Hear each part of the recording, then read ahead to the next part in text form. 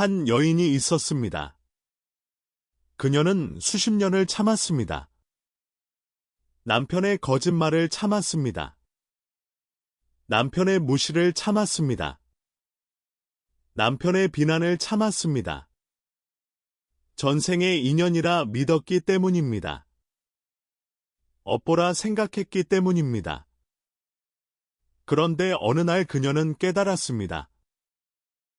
참는 것이 미덕이 아닐 수도 있다는 것을, 견디는 것이 수행이 아닐 수도 있다는 것을. 그래서 그녀는 결단을 내렸습니다. 그리고 스승 앞에 무릎을 꿇었습니다. 떨리는 목소리로 물었습니다. 제가 잘못한 것입니까? 제가 업을 거스른 것입니까? 제가 인연을 끊어버린 것입니까? 그녀의 눈에는 눈물이 가득했습니다. 그녀의 어깨는 떨리고 있었습니다. 그녀의 마음은 죄책감으로 무거웠습니다. 스승은 그런 그녀를 조용히 내려다보았습니다. 그 눈빛은 따뜻했습니다. 그 표정은 인자했습니다. 그리고 낮고 깊은 음성으로 말했습니다. 그 음성은 고요했지만 힘이 있었습니다. 흔들리는 마음을 단번에 잠재우는 힘이었습니다. 잘 들으라고 했습니다. 모든 인연에는 다해야 할 몫이 있다고 했습니다. 모든 만남에는 피어야 할 때가 있다고 했습니다. 그리고 시들어야 할 때도 있다고 했습니다. 그것이 자연의 이치라고 했습니다. 그것이 우주의 법칙이라고 했습니다. 그대가 전생의 인연이라 믿으며 붙들고 있었던 시간이 있다고 했습니다. 그 시간은 인연을 이어간 것이 아니라고 했습니다. 이미 말라 죽은 나무에 물을 준 것과 같다고 했습니다. 뿌리가 썩은 나무에는 아무리 물을 주어도 소용이 없다고 했습니다. 그 나무는 다시 살아나지 않는다고 했습니다. 잎이 돋아나지 않는다고 했습니다. 꽃이 피지 않는다고 했습니다. 그런데도 그 곁을 떠나지 못하고 있었다면 어떻게 되는 것인가? 원망만 쌓이게 된다고 했습니다. 미움만 깊어진다고 했습니다. 그것은 스스로 독을 마시는 것과 같다고 했습니다. 매일 한 모금씩 독을 마시면서 참는 것이 인내라고 착각하는 것이라고 했습니다. 그것은 인내가 아니라고 했습니다. 그것은 자기 파괴라고 했습니다. 그대가 먼저 손을 놓은 것은 인연의 끈이 아니라고 했습니다. 서로의 목을 죄고 있던 악연의 밧줄을 풀어준 것이라고 했습니다. 이 말을 듣는 순간 여인의 눈에서 눈물이 흘렀습니다. 악연의 밧줄이라는 말이 가슴을 찔렀습니다. 그렇습니다. 그것은 인연이 아니었습니다. 그것은 밧줄이었습니다. 서로의 목을 죄는 밧줄이었습니다. 숨을 쉴 수 없게 만드는 밧줄이었습니다. 그 밧줄을 풀어준 것이 죄가 될 수 있겠습니까? 그 밧줄을 끄는 것이 업을 거스르는 것이 될 수 있겠습니까? 스승은 계속 말했습니다. 그대가 그 사람을 탓하며 돌아선 것이 아니라면 괜찮다고 했습니다. 원망의 마음으로 등을 돌린 것이 아니라면 괜찮다고 했습니다. 이제 우리는 여기까지라고 인정한 것이라면 괜찮다고 했습니다. 그 사람의 몫과 나의 몫을 분명히 깨달은 것이라면 괜찮다고 했습니다. 놓아준 것이라면 그것으로 충분하다고 했습니다. 그것은 비로소 전생의 업을 깨끗이 청산한 것이라고 했습니다. 업을 청산한다는 것은 무엇입니까? 그것은 더 이상 그 인연에 끌려다니지 않는다는 뜻입니다. 더 이상 그 사람 때문에 괴로워하지 않는다는 뜻입니다. 더 이상 그 관계 속에서 새로운 상처를 만들지 않는다는 뜻입니다. 진정으로 업을 거스르는 것이 무엇인지 아느냐고 물었습니다. 참지 못하고 헤어지는 것이 아니라고 했습니다. 함께 살면서 서로의 영혼을 갉아먹는 것이라고 했습니다. 매일 새로운 업의 고리를 만드는 것이라고 했습니다. 오늘 싸우고 내일 또 싸우는 것이라고 했습니다. 오늘 상처 주고 내일 또 상처 주는 것이라고 했습니다. 그렇게 매일 새로운 원한을 쌓아가는 것이라고 했습니다. 그것이야말로 진짜 업을 거스르는 것이라고 했습니다. 그대는 인연을 끊는 것이 아니라고 했습니다. 그대는 괴로움을 끊는 것이라고 했습니다. 인연을 끊는 것과 괴로움을 끊는 것은 다릅니다. 많은 사람들이 이 두 가지를 혼동합니다. 인연을 끊으면 안 된다고 생각합니다. 그래서 괴로움도 함께 안고 갑니다. 그런데 스승은 분명히 말했습니다. 그대가 끊는 것은 인연이 아니라 괴로움이라고. 인연은 이미 다한 것이라고. 역할을 마친 것이라고. 그대는 다만 그 사실을 인정한 것뿐이라고. 스승은 인연을 끊는 것이 업이 아니라고 했습니다. 마음에 원망을 품고 억지로 참는 것이야말로 가장 무거운 업을 쌓는 일이라고 했습니다. 이 말씀을 깊이 새겨야 합니다. 우리는 참는 것이 미덕이라고 배웠습니다. 견디는 것이 인내라고 배웠습니다. 그런데 그 참음의 안에 무엇이 들어있는지를 봐야 합니다. 참음의 안에 평온이 있다면 그것은 진정한 인내입니다. 참음의 안에 지혜가 있다면 그것은 수행입니다. 그러나 참음의 안에 원망이 가득하다면 어떻습니까? 참음의 안에 미움이 쌓여 있다면 어떻습니까? 참음의 안에 독이 차오르고 있다면 어떻습니까? 그것은 인내가 아닙니다.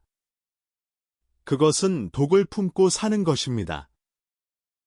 그 독은 상대를 해치기 전에 나를 먼저 해칩니다. 내 몸을 먼저 병들게 합니다. 내 마음을 먼저 무너뜨립니다. 내 영혼을 먼저 갉아먹습니다. 스승은 이것을 가장 무거운 업이라고 했습니다. 겉으로는 참고 있지만 안으로는 매일 원망을 쌓고 있는 것, 겉으로는 견디고 있지만 안으로는 매일 미움을 키우고 있는 것, 그것이 가장 위험한 업의 축적이라고 했습니다. 스승은 잠시 침묵했습니다. 그리고 다시 입을 열었습니다. 내가 처음 가르침을 펼 때 가장 먼저 말한 4가지 진리가 있다고 했습니다. 그것을 기억하라고 했습니다. 첫째는 괴로움이 있다는 것을 아는 것이라고 했습니다. 괴로움을 모르는 척하지 말라고 했습니다. 덮어두지 말라고 했습니다. 없는 척하지 말라고 했습니다. 지금 내가 괴롭다는 것을 분명히 보라고 했습니다. 이것이 첫 번째 진리라고 했습니다. 많은 사람들이 이 첫 번째 단계에서 이미 실패합니다. 괴로움을 인정하지 않습니다. 괜찮다고 말합니다. 별일 아니라고 말합니다. 다른 사람들도 다 이렇게 산다고 말합니다. 그렇게 괴로움을 덮어둡니다. 그렇게 고통을 외면합니다. 그러면 어떻게 됩니까? 병이 깊어집니다. 상처가 굼습니다. 마음이 썩어갑니다. 병이 있다는 것을 인정하지 않으면 치료를 시작할 수 없습니다. 치료를 시작하지 않으면 병이 나을 수 없습니다. 결국 병은 속으로 깊이 파고들어 생명을 갉아먹게 됩니다. 그래서 첫 번째 진리가 중요합니다. 나는 지금 괴롭다. 이것을 인정하는 것, 이것을 직면하는 것, 이것이 모든 변화의 시작입니다. 둘째는 그 괴로움의 원인이 있다는 것을 아는 것이라고 했습니다. 괴로움은 그냥 오는 것이 아니라고 했습니다. 하늘에서 떨어지는 것이 아니라고 했습니다. 반드시 원인이 있다고 했습니다. 집착이 있다고 했습니다. 가래가 있다고 했습니다. 어긋난 기대가 있다고 했습니다. 내가 이 사람에게 무엇을 기대했는가? 내가 이 관계에서 무엇을 원했는가? 내가 무엇에 집착하고 있었는가? 그 원인을 보는 것이 두 번째 진리라고 했습니다. 원인을 모르면 해결할 수 없습니다. 원인을 보지 못하면 같은 괴로움이 반복됩니다. 다른 사람을 만나도 같은 패턴이 반복됩니다. 다른 관계를 시작해도 같은 고통이 찾아옵니다. 왜냐하면 원인을 제거하지 않았기 때문입니다. 원인은 대부분 상대에게 있지 않습니다. 원인은 대부분 나에게 있습니다. 내 안에 집착에 있습니다. 내 안에 기대에 있습니다. 내 안에 두려움에 있습니다. 이것을 보는 것이 두 번째 진리입니다. 셋째는 그 괴로움은 반드시 끊을 수 있다는 것을 아는 것이라고 했습니다. 괴로움은 영원하지 않다고 했습니다. 지금은 아무리 힘들어도 이 괴로움은 반드시 끝이 있다고 했습니다.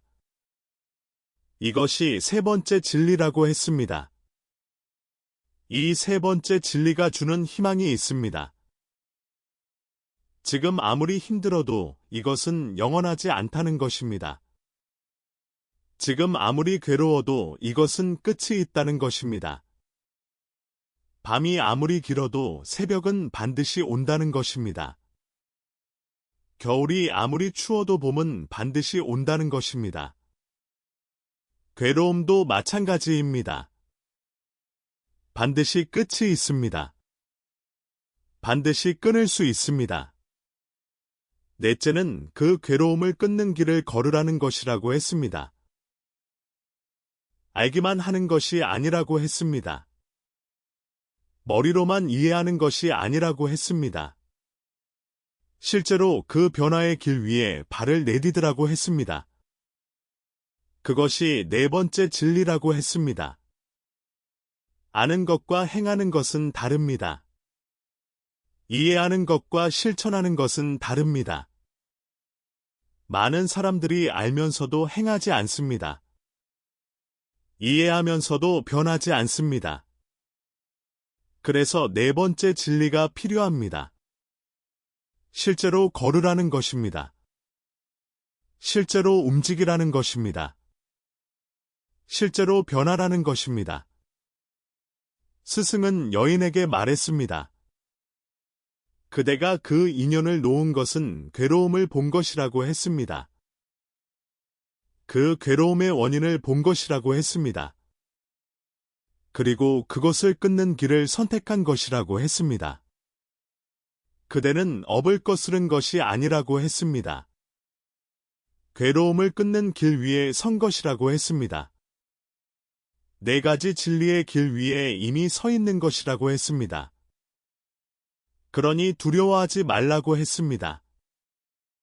죄책감을 느끼지 말라고 했습니다.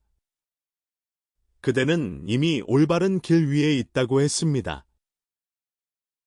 여인이 다시 물었습니다. 아이를 봐서라도 조금 더 참았어야 하는 것은 아닌지 물었습니다. 마음이 두렵다고 했습니다. 이 질문은 많은 사람들이 하는 질문입니다. 아이 때문에 참아야 하는 것은 아닌가? 아이를 위해 견뎌야 하는 것은 아닌가? 이 질문 앞에서 많은 사람들이 주저합니다. 이 질문 때문에 많은 사람들이 떠나지 못합니다. 스승은 말했습니다. 무조건 참는 것이 항상 인욕은 아니라고 했습니다. 지혜 없는 참음은 괴로움을 쌓을 뿐이라고 했습니다. 인욕은 지혜로운 비움이라고 했습니다. 원망과 집착은 어리석은 체험이라고 했습니다. 여기서 인욕이라는 것에 대해 깊이 생각해 봐야 합니다. 인욕은 참고 견디는 것입니다. 이것은 매우 높이 여기는 덕목입니다. 그런데 그 참고 견딘다는 것의 진정한 의미가 무엇입니까? 그것은 상황을 분명히 보는 것입니다. 집착과 미움을 내려놓는 것입니다. 흔들리지 않는 마음으로 머무는 것입니다. 그것은 지혜를 바탕으로 한 능동적인 마음의 다스림입니다. 수동적으로 당하면서 참는 것이 아닙니다. 눈물을 삼키며 견디는 것이 아닙니다. 이를 악물고 버티는 것이 아닙니다. 그것은 진정한 인욕이 아닙니다. 잘못된 관계를 인내라는 이름으로 붙들고 있다면 그것은 인욕이 아닙니다. 나를 갉아먹는 습관을 견딤이라는 이름으로 유지하고 있다면 그것은 수행이 아닙니다. 과거의 상처를 참음이라는 포장지로 감싸고 있다면 그것은 고통을 연장하는 집착일 뿐입니다. 나를 모욕하는 사람을 참는 이유가 무엇입니까? 그 사람을 위해서가 아닙니다. 내 마음이 요동치지 않게 하기 위함입니다. 내가 흔들리지 않기 위함입니다. 내가 평온을 유지하기 위함입니다. 그런데 만약 그 상황이 나를 파괴하고 있다면 어떻습니까? 내 마음이 이미 산산조각 나고 있다면 어떻습니까? 내 영혼이 이미 갉아먹히고 있다면 어떻습니까? 그때는 그 상황에서 벗어나는 것이 맞습니다. 그 결단 또한 지혜로운 인욕의 일부입니다. 벗어나는 것이 도망이 아닙니다. 벗어나는 것이 포기가 아닙니다. 벗어나는 것이 때로는 가장 지혜로운 선택입니다. 여인이 다시 물었습니다. 부부는 전생의 인연이라 하지 않느냐고 물었습니다. 그 인연을 자신이 끊는 것이 아니냐고 물었습니다. 스승은 말했습니다. 인연은 그대를 괴로움에 묶어두기 위해 있는 것이 아니라고 했습니다. 그대가 깨닫도록 있는 것이라고 했습니다. 이 말씀이 핵심입니다. 인연의 목적은 무엇입니까? 나를 가두는 것이 아닙니다. 나를 묶는 것이 아닙니다. 나를 괴롭히는 것이 아닙니다. 인연의 목적은 깨달음입니다. 무언가를 배우는 것입니다. 무언가를 알아차리는 것입니다. 무언가를 성장시키는 것입니다. 그 배움이 끝났다면 인연도 끝난 것입니다. 그 깨달음을 얻었다면 인연의 역할도 끝난 것입니다. 스승은 비유를 들었습니다. 그것은 불타는 집과 같다고 했습니다. 사방에서 고통의 불길이 치솟고 있다고 했습니다. 그런데 어찌 그 안에서 머물러 있느냐고 했습니다. 지혜로운 사람은 집이 타오르는 것을 보았을 때 어떻게 합니까? 지체 없이 문을 박차고 나갑니다. 그것은 집을 버리는 것이 아니라고 했습니다. 스스로의 생명을 구하는 길이라고 했습니다. 불타는 집 안에 남아있는 것이 용기입니까? 아닙니다. 그것은 어리석음입니다. 불타는 집에서 나오는 것이 비겁함입니까? 아닙니다. 그것은 지혜입니다. 고통스러운 인연을 놓는 것도 이와 같다고 했습니다. 그것은 포기가 아니라고 했습니다. 진정한 자유를 향한 첫걸음이라고 했습니다. 스승은 인연에 두 가지가 있다고 했습니다. 함께 살며 서로를 깨우치는 인연이 있다고 했습니다. 그리고 떠나는 순간에야 비로소 그 뜻이 보이는 인연이 있다고 했습니다. 모든 인연이 함께하는 것으로 완성되는 것은 아닙니다. 어떤 인연은 떠나야 비로소 완성됩니다. 어떤 인연은 놓아야 비로소 그 의미가 드러납니다. 어떤 인연은 끝내야 비로소 그 가르침이 보입니다. 오랫동안 고통 속에 있었다면 그 인연은 이미 역할을 마친 것이라고 했습니다. 그 인연이 무언가를 가르쳤다고 했습니다. 그 가르침을 받은 것으로 그 인연은 완성된 것이라고 했습니다. 태어난 것은 반드시 죽는다고 했습니다.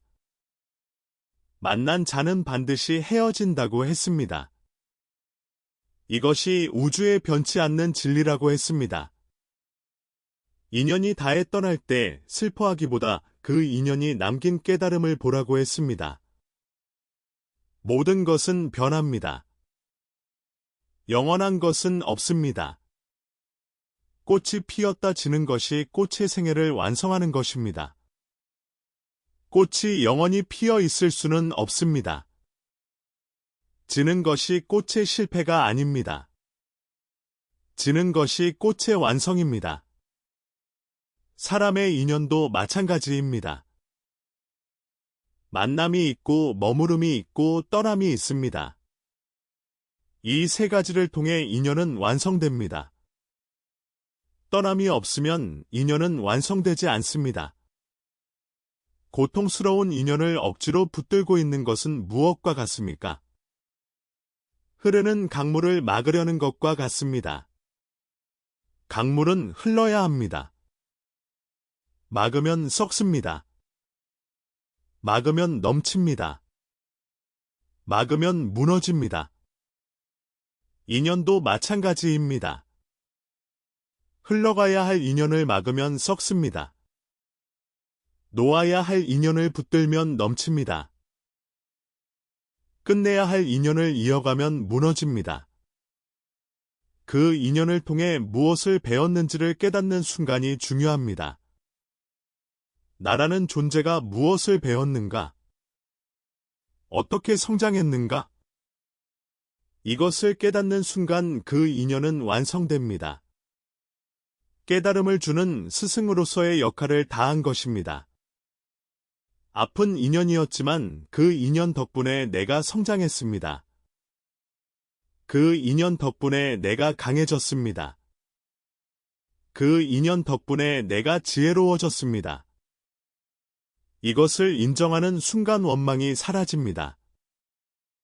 미움이 녹습니다. 감사가 피어납니다. 그리고 그 인연은 비로소 아름답게 완성됩니다. 여인이 다시 물었습니다. 인연을 정리하고 홀로 선 앞날이 어떻게 되느냐고 물었습니다. 인연을 저버린 과보가 남은 삶을 더 고통스럽게 하지는 않겠느냐고 물었습니다. 이것은 현실적인 두려움입니다. 앞으로 어떻게 될 것인가? 혼자서 잘 살 수 있을 것인가?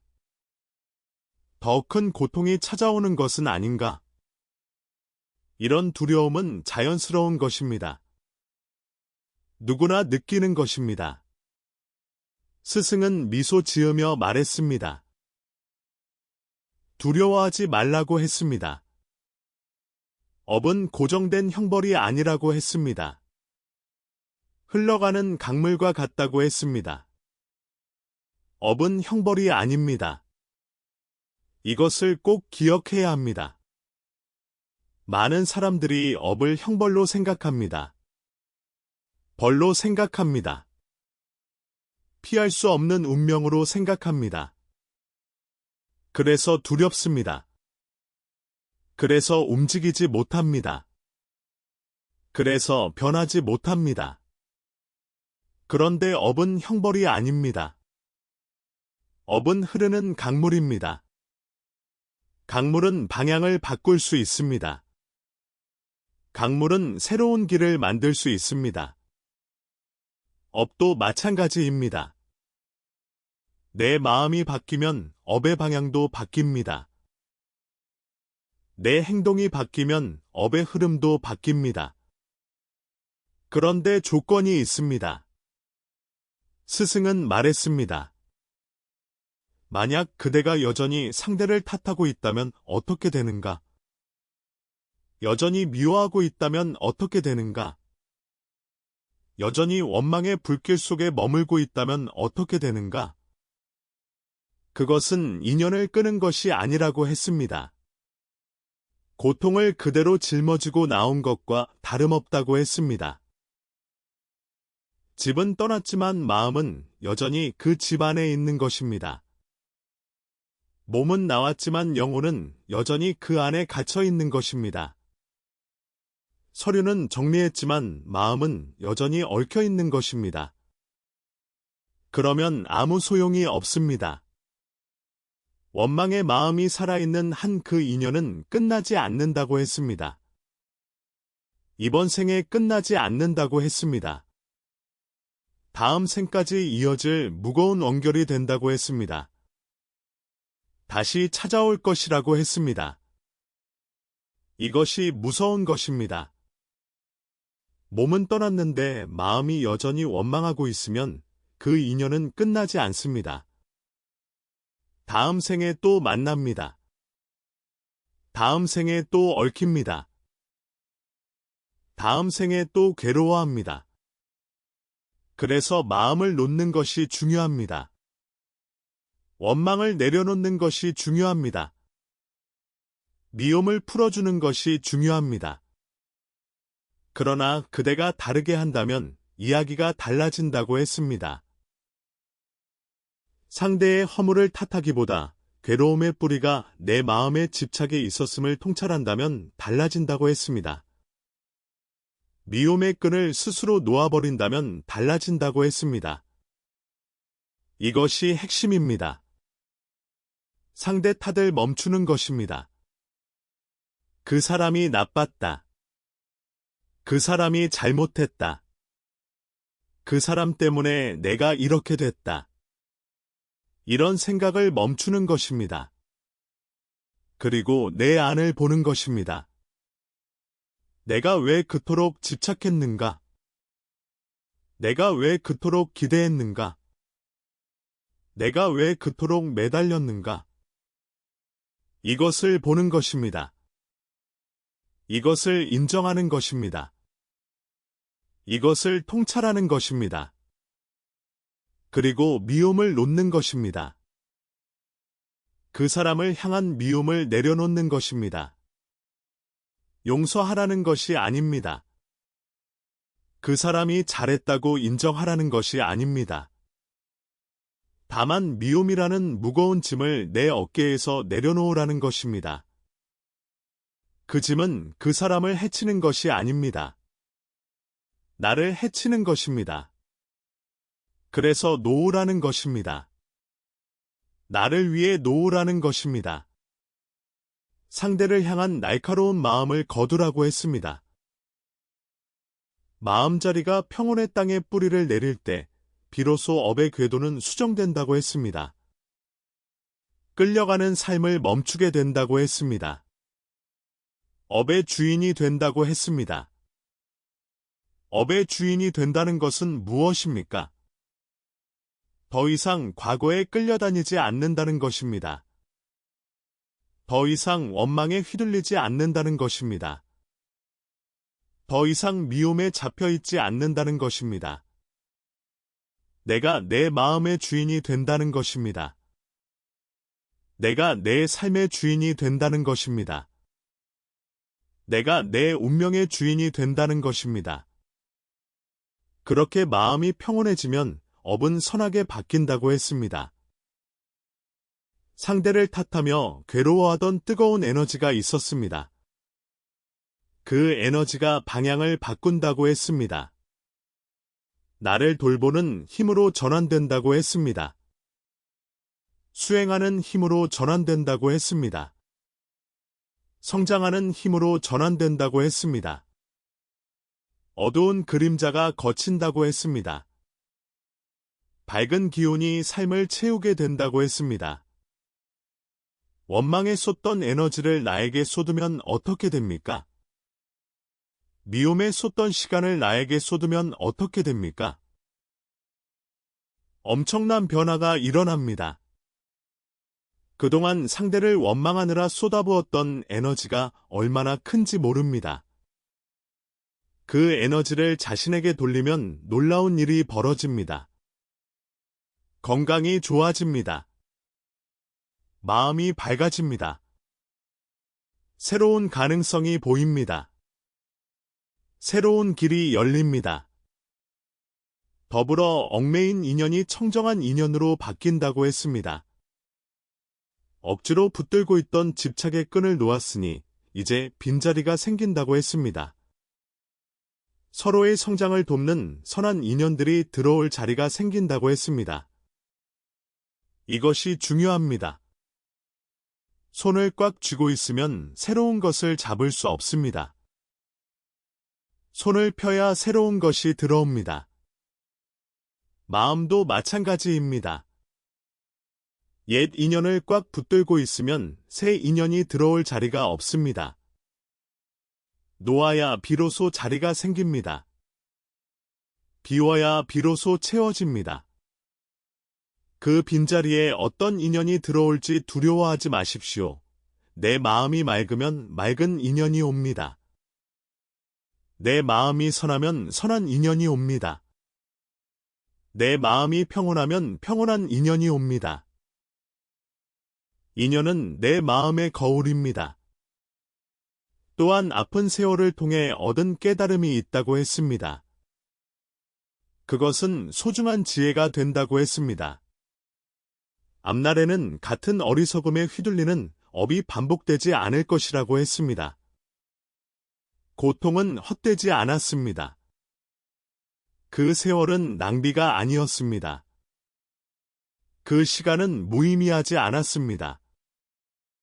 그 모든 고통이 지혜가 되었습니다.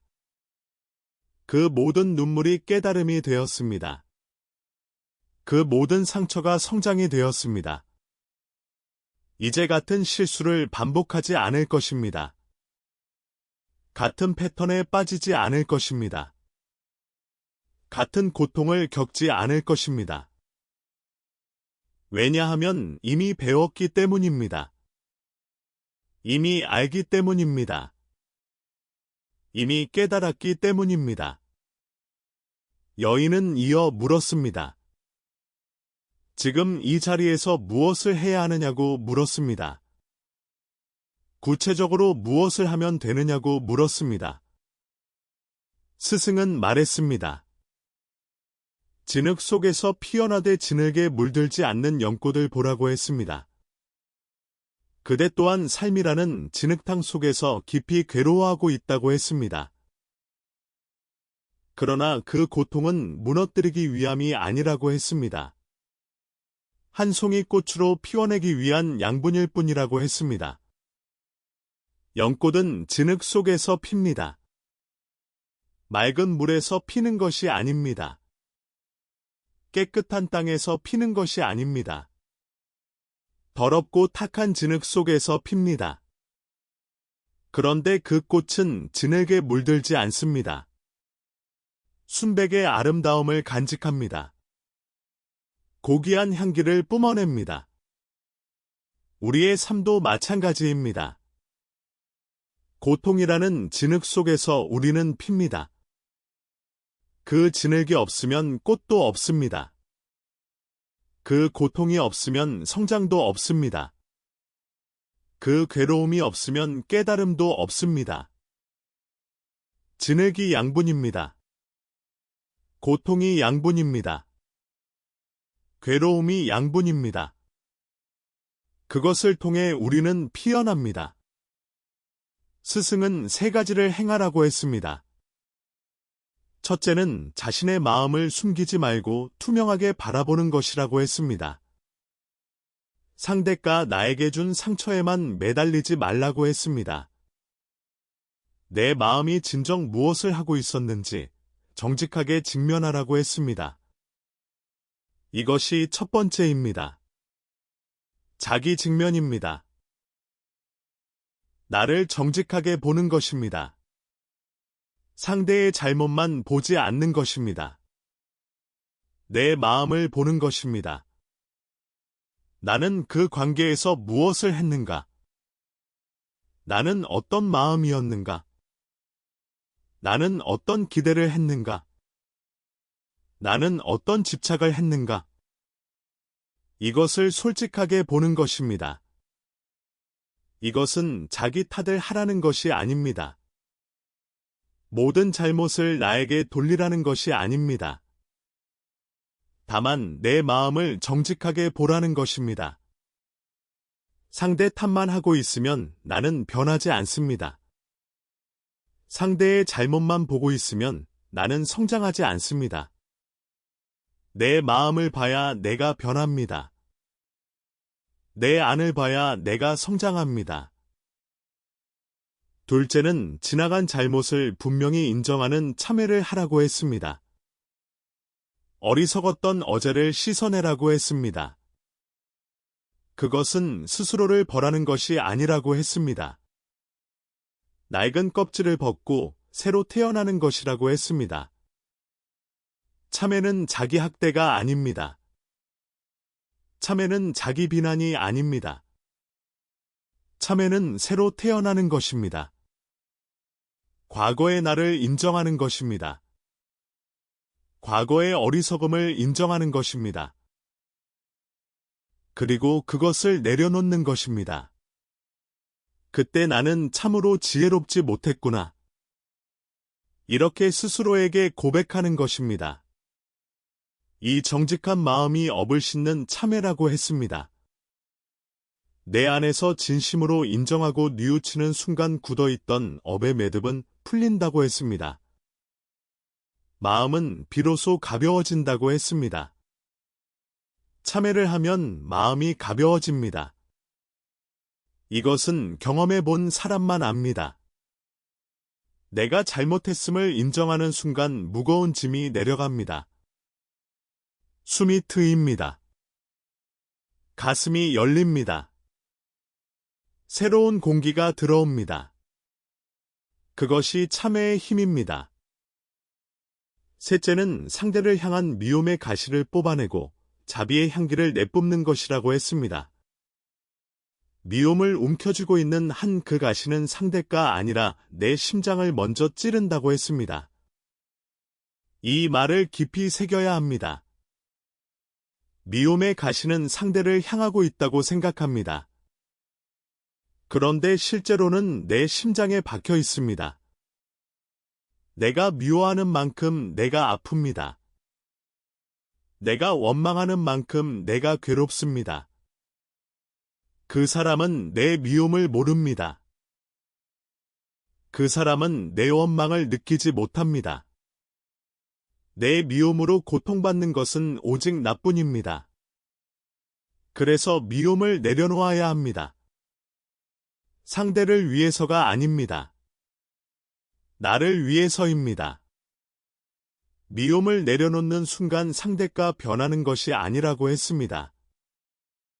내 마음속을 억누르던 원망의 빗장이 내 안에서부터 열린다고 했습니다. 내가 먼저 자유로워지는 것이라고 했습니다. 자유입니다. 미움을 놓는 것은 자유입니다. 원망을 놓는 것은 해방입니다. 그 사람을 용서하는 것이 아닙니다. 나를 자유롭게 하는 것입니다. 나를 해방시키는 것입니다. 나를 풀어주는 것입니다. 이렇게 세 가지를 행하면 된다고 했습니다.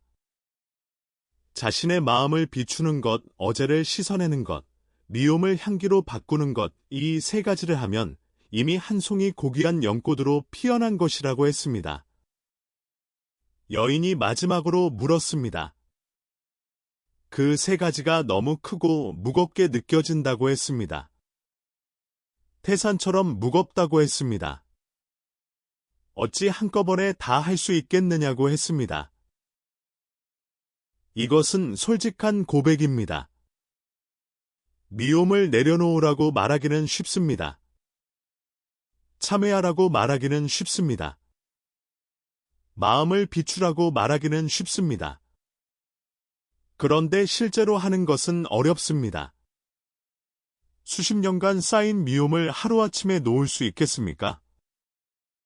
수십 년간 쌓인 원망을 단번에 내려놓을 수 있겠습니까? 그것이 쉬운 일이겠습니까? 스승은 따뜻한 음성으로 말했습니다. 억지로 태산을 옮기려 하지 말라고 했습니다. 큰 강물도 한 방울의 낙수물에서 시작된다고 했습니다. 천리 길도 지금 내딛는 한 걸음에서 완성된다고 했습니다. 한꺼번에 다 하려고 하지 마십시오. 한 번에 모든 것을 바꾸려고 하지 마십시오. 그것은 불가능합니다. 그것은 필요하지도 않습니다. 오늘 하루만 보십시오. 오늘 하루 내 마음을 한번 들여다보는 것이라고 했습니다. 내 안에서 일어나는 분노를 보는 것이라고 했습니다. 내 안에서 일어나는 집착을 보는 것이라고 했습니다. 그저 있는 그대로 지켜보는 것이라고 했습니다. 억누르지 않아도 됩니다. 없애려고 하지 않아도 됩니다. 그저 보기만 하면 됩니다. 아, 지금 내가 화가 나는구나. 아, 지금 내가 원망하고 있구나. 아, 지금 내가 집착하고 있구나. 이렇게 그저 알아차리기만 하면 됩니다. 그 찰나의 멈춤이 거룩한 직면이라고 했습니다. 오늘 하루 내 잘못 하나를 인정하는 것이라고 했습니다. 그것이 참회라고 했습니다. 그때 내가 참으로 지혜롭지 못했구나. 이렇게 스스로에게 고백하는 것이라고 했습니다. 그 정직한 마음이 곧 업을 싣는 참회라고 했습니다. 큰 참회가 아니어도 됩니다. 거창한 의식이 아니어도 됩니다. 오늘 하나만 인정하면 됩니다. 작은 것 하나만 인정하면 됩니다. 그것으로 충분합니다. 그 사람을 향해 세웠던 날카로운 마음을 잠시 내려놓는 것이라고 했습니다. 그것이 자비라고 했습니다. 그 사람도 자기 어리석음과 업보에 갇혀 괴로워하는 한 명의 존재라고 했습니다. 가만히 측은하게 여기는 마음이라고 했습니다. 이것이 어렵습니다. 나를 괴롭힌 사람을 측은하게 여기는 것. 나를 상처 준 사람을 가엾게 보는 것. 이것이 가장 어렵습니다. 그런데 생각해보면 그 사람도 괴로운 것입니다. 그 사람도 자기 업보에 갇혀 있는 것입니다. 그 사람도 자기 어리석음 때문에 고통받고 있는 것입니다. 그것을 볼 수 있다면 미움이 조금 녹습니다. 원망이 조금 줄어듭니다. 날카로운 마음이 조금 무뎌집니다. 미움이라는 무거운 짐을 내 쪽에서 먼저 내려놓는 것이라고 했습니다. 나 또한 그 인연의 그늘에서 벗어나는 것이라고 했습니다. 그것이 나를 살리는 진정한 자비라고 했습니다. 자비는 상대를 위한 것이 아닙니다. 나를 위한 것입니다. 나를 살리는 것입니다. 나를 자유롭게 하는 것입니다. 나를 그 인연의 그늘에서 꺼내는 것입니다. 스승은 말했습니다. 기억하라고 했습니다. 이 세 가지 작은 마음들이 쌓여 흐름을 이루는 날이 올 것이라고 했습니다. 수천 년간 굳어있던 업의 물줄기도 그 자리에서 방향을 바꾼다고 했습니다. 작은 것들이 쌓입니다. 한 방울 한 방울이 모입니다. 하루하루가 쌓입니다. 그리고 어느 날 흐름이 됩니다. 그 흐름이 업의 방향을 바꿉니다. 하루아침에 바뀌지 않습니다. 그러나 반드시 바뀝니다. 작은 것들이 쌓이면 반드시 바뀝니다. 괴로움에서 벗어나는 길은 저 멀리 있는 것이 아니라고 했습니다. 구름 위에 있는 것이 아니라고 했습니다. 지금 이 순간 내가 내딛는 작은 마음의 발걸음 속에 이미 열려 있다고 했습니다. 지금 여기입니다. 먼 곳이 아닙니다. 나중이 아닙니다. 지금 이 순간입니다. 지금 이 자리입니다. 지금 내가 내딛는 이 한 걸음입니다. 여인은 조용히 눈물을 닦았습니다. 천천히 고개를 들어 하늘을 바라보았습니다. 그녀의 마음은 달라져 있었습니다. 무거웠던 어깨가 조금 가벼워져 있었습니다. 답답했던 가슴이 조금 열려 있었습니다. 어두웠던 앞길에 한 줄기 빛이 보이기 시작했습니다. 그녀가 등지고 떠나온 것은 차가운 집이 아니었습니다. 집착이라는 이름의 오래된 괴로움이었습니다. 그녀가 놓아버린 것은 소중한 인연이 아니었습니다. 스스로를 갉아먹으며 견디기만 했던 삶이었습니다. 그리하여 그녀에게 남은 것은 혼자 된 외로움이 아니었습니다.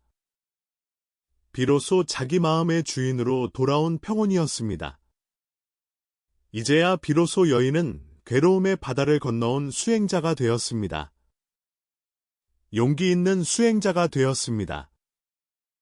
스스로를 구한 수행자가 되었습니다. 괴로움을 피하지 않고 바로 보는 것은 깨달음을 향한 고귀한 지혜입니다. 괴로움을 멈추는 길을 선택하는 것은 비겁한 도망이 아닙니다. 나를 살리는 가장 치열한 수행입니다. 내가 무엇을 잘못했을까 하고 자책하는 마음이 있습니다. 그것은 이미 사라진 과거에 갇힌 마음입니다. 과거는 이미 지나갔습니다. 돌이킬 수 없습니다. 바꿀 수 없습니다. 그런데 왜 거기에 갇혀 있습니까? 왜 거기에 머물러 있습니까? 앞으로 혼자 어떻게 살까 하고 두려워하는 마음이 있습니다. 그것은 아직 오지 않은 미래에 매인 마음입니다. 미래는 아직 오지 않았습니다. 어떻게 될지 아무도 모릅니다. 그런데 왜 거기에 매여 있습니까? 왜 거기에 끌려가고 있습니까? 참된 수행자는 오직 지금 이 자리에서 자신의 마음을 봅니다. 지금 이 순간 숨 쉬고 있는 나를 봅니다. 지금 이 순간 살아있는 나를 봅니다. 지금 이 순간 다시 시작할 수 있는 나를 봅니다. 바로 그 생생한 존재의 자리를 확인합니다. 그것이 수행의 전부입니다. 과거에 가지 않는 것, 미래에 가지 않는 것, 지금 여기에 머무는 것, 지금 이 순간을 사는 것, 그것이 수행입니다. 그것이 깨달음의 길입니다.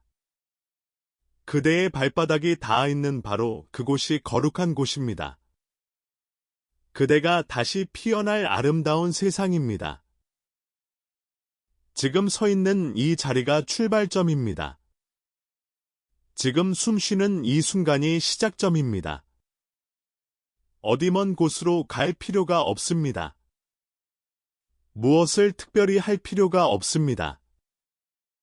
지금 여기서 시작하면 됩니다.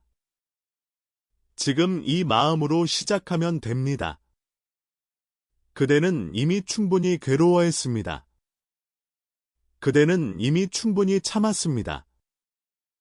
그대는 이미 충분히 견뎠습니다. 이제는 놓아도 됩니다. 이제는 자유로워져도 됩니다. 이제는 평온해져도 됩니다. 그대에게 그 자격이 있습니다. 그대에게 그 권리가 있습니다. 괴로움을 끊는 것은 죄가 아닙니다. 고통에서 벗어나는 것은 도망이 아닙니다. 나를 살리는 것은 이기적인 것이 아닙니다. 그것은 가장 지혜로운 선택입니다. 가장 용기 있는 결단입니다. 가장 아름다운 시작입니다. 오늘 이 이야기가 마음에 남으셨다면 좋겠습니다. 힘든 시간을 보내고 있는 누군가에게 이 이야기가 닿기를 바랍니다. 괴로움 속에서 참고만 있는 누군가에게 용기가 되기를 바랍니다. 놓아도 된다는 것을 알려주고 싶습니다. 떠나도 된다는 것을 말해주고 싶습니다. 그것이 죄가 아니라는 것을 전해주고 싶습니다.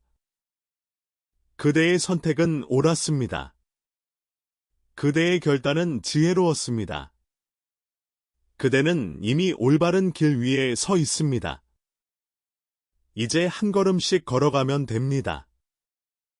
천천히 걸어가면 됩니다. 서두르지 않아도 됩니다. 한 걸음 한 걸음이 쌓여 길이 됩니다. 그 길 위에서 그대는 반드시 피어날 것입니다. 진흙 속의 연꽃처럼 고귀하게 피어날 것입니다. 그날이 반드시 올 것입니다. 믿으십시오. 그대의 앞길에 빛이 있습니다. 그대의 내일에 평온이 있습니다. 그대의 미래에 자유가 있습니다. 지금은 아프더라도 이 아픔은 영원하지 않습니다. 지금은 외롭더라도 이 외로움은 영원하지 않습니다. 지금은 두렵더라도 이 두려움은 영원하지 않습니다. 모든 것은 지나갑니다. 모든 것은 변합니다. 괴로움도 지나갑니다. 아픔도 지나갑니다. 그리고 어느 날 문득 깨닫게 될 것입니다. 내가 참 많이 성장했구나. 내가 참 많이 강해졌구나. 내가 참 많이 자유로워졌구나. 그날이 올 것입니다. 반드시 올 것입니다. 오늘 한 걸음을 내딛었기 때문입니다. 오늘 이 이야기를 들었기 때문입니다. 오늘 이 마음을 냈기 때문입니다. 그것으로 충분합니다.